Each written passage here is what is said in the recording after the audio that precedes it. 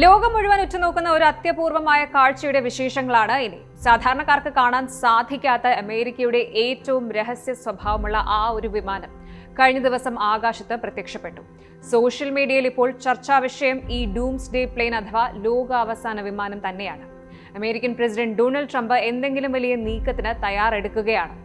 എന്തുകൊണ്ടാണ് 51 വർഷത്തിന് ശേഷം ഈ വിമാനം പെട്ടെന്ന് പൊതുജനമധ്യത്തിൽ പ്രത്യക്ഷപ്പെട്ടത്? പരിശോധിക്കാം.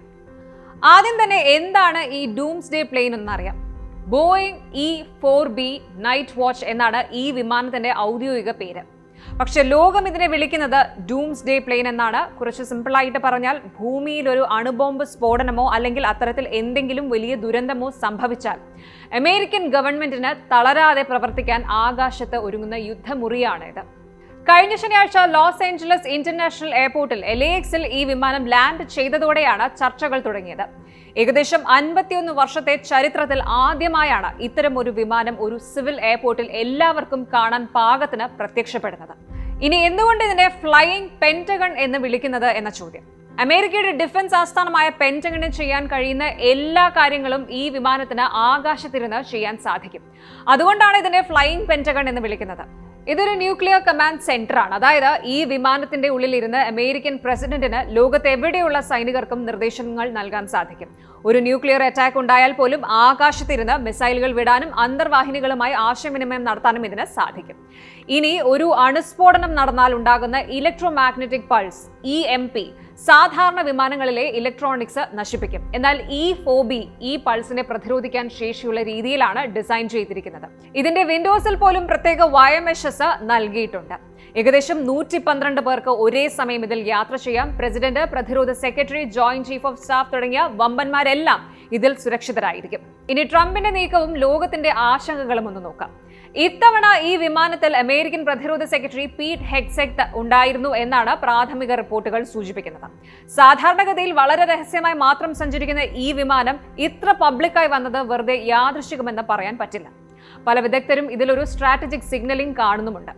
റഷ്യയും യുക്രൈനും തമ്മിലുള്ള യുദ്ധം കടുക്കുന്ന സാഹചര്യത്തിൽ റഷ്യയുടെ പുതിയ ആണവ മിസൈലായ ഒരെഷ്നിക് വാർത്തകളിൽ നിറഞ്ഞു നിൽക്കുകയാണ്. ഇതിന് മറുപടിയായി അമേരിക്ക തങ്ങളുടെ സജ്ജീകരണങ്ങൾ പ്രദർശിപ്പിക്കുകയാണോ എന്ന സംശയമുണ്ട്. അടുത്തതായി ഇറാനിലെ ആഭ്യന്തര പ്രശ്നങ്ങളും ട്രംപ് ഇറാനോട് സ്വീകരിക്കുന്ന മാക്സിമം പ്രഷർ പോളിസി, കടുത്ത നിലപാടുകളും ഈ നീക്കത്തിന് പിന്നിലുണ്ടെന്ന് കരുതപ്പെടുന്നു. ശത്രു രാജ്യങ്ങൾക്കെതിരെയുള്ള ഒരു മുന്നറിയിപ്പായി ഇതിനെ കാണാം. ഞങ്ങൾ എന്തിനും തയ്യാറാണ് എന്ന സന്ദേശമാണ് ട്രംപ് ഇതിലൂടെ നൽകുന്നതെന്ന് ചില രാഷ്ട്രീയ നിരീക്ഷകർ പറയുന്നു. ഇനി ഈ വിമാനത്തിന്റെ അത്ഭുതപ്പെടുത്തുന്ന പ്രത്യേകതകളും നോക്കാം. In flight refuelling. ഈ വിമാനത്തിന് ആകാശത്ത് വെച്ച് തന്നെ ഇന്ധനം നിറയ്ക്കാൻ സാധിക്കും. അതായത് ലാൻഡ് ചെയ്യാതെ തന്നെ തുടർച്ചയായി ഒരാഴ്ചയോളം 7 ദിവസത്തോളം ആകാശത്ത് പറന്നു നടക്കാൻ ഇതിന് സാധിക്കും. എൻജിൻ ഓയിൽ തീരുന്നത് വരെ ഇതിന് പറക്കാൻ സാധിക്കുമെന്നാണ് പറയുന്നത്. അടുത്തത് അനലോഗ് ഓവർ ഡിജിറ്റൽ. അതായത് അത്ഭുതമെന്ന് പറയണം, അത്ഭുതമെന്ന് തോന്നാം. ഈ വിമാനത്തിൽ മിക്കവാറും പഴയ രീതിയിലുള്ള അനലോഗ് ഇൻസ്ട്രുമെന്റ്സ് ആണ് ഉപയോഗിക്കുന്നത്. ഡിജിറ്റൽ യുദ്ധമുറകളിൽ, അതായത് സൈബർ അറ്റാക്സിൽ നിന്ന് രക്ഷപ്പെടാനാണ് ഈ പഴയ ടെക്നോളജി തന്നെ ഇവിടെ നിർത്തിയിരിക്കുന്നത്. അടുത്തതായി ഇതിന് 6 ഫംഗ്ഷണൽ ഏരിയാസ് ഉണ്ട്. വിമാനത്തിനുള്ളിൽ തന്നെ മീറ്റിംഗ് റൂംസ് ഉണ്ട്, കോൺഫറൻസ് ഏരിയാസ് ഉണ്ട്, ബ്രീഫിംഗ് റൂംസ് ഉണ്ട്, അതുപോലെ കമ്മ്യൂണിക്കേഷൻ സെന്റർ ഉണ്ട്, വിശ്രമമുറികൾ എന്നിവയെല്ലാം ഉണ്ട്. അപ്പോൾ യഥാർത്ഥത്തിൽ ഭയപ്പെടേണ്ടതുണ്ടോ എന്നുള്ളതാണ് ഇനിയുള്ള ചോദ്യം. പെന്റഗൺ ഈ യാത്രയെക്കുറിച്ച് കൃത്യമായ വിശദീകരണം നൽകിയിട്ടില്ല. സാധാരണഗതിയിൽ ഇത്തരം വിമാനങ്ങൾ ട്രെയിനിങ്ങിനോ അല്ലെങ്കിൽ സെക്യൂരിറ്റി ഡ്രില്ലുകൾക്കോ വേണ്ടിയാണ് ഉപയോഗിക്കാറുള്ളത്. 9/11 ഭീകരാക്രമണത്തിന് ശേഷമാണ് ഈ വിമാനം ഇതിനു മുമ്പ് ഇത്രയും ഗൗരവമായി ഉപയോഗിക്കപ്പെട്ടത്.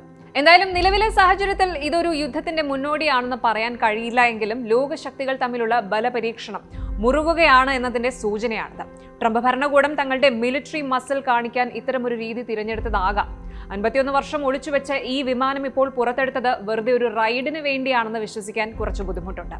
അപ്പോൾ ഇതാണ് അമേരിക്കയുടെ ഡൂംസ്ഡേ പ്ലെയിൻ. ഭൂമി തകർന്നാലും ആകാശത്തിരുന്ന് ഭരിക്കാൻ നോക്കുന്ന ഈ ഫ്ലൈയിങ് പെന്റഗൺ. ആകാശത്തെ ഈ ഭീമൻ വിമാനം വെറും ഒരു യാത്രാ വിമാനമല്ല, മറിച്ച് അമേരിക്കയുടെ സുരക്ഷാ കോട്ടയാണ്. ട്രംപിന്റെ ഈ ഡൂംസ്ഡേ പ്ലെയിൻ ആകാശത്ത് പ്രത്യക്ഷപ്പെട്ടത് ലോക സമാധാനത്തിലേക്കാണോ അതോ മറ്റൊരു യുദ്ധത്തിലേക്കാണോ നയിക്കുന്നത് എന്ന് വരും ദിവസങ്ങളിൽ അറിയാം. കൂടുതൽ വാർത്തകൾക്ക് News 18 Keralam YouTube channel subscribe ചെയ്യുക.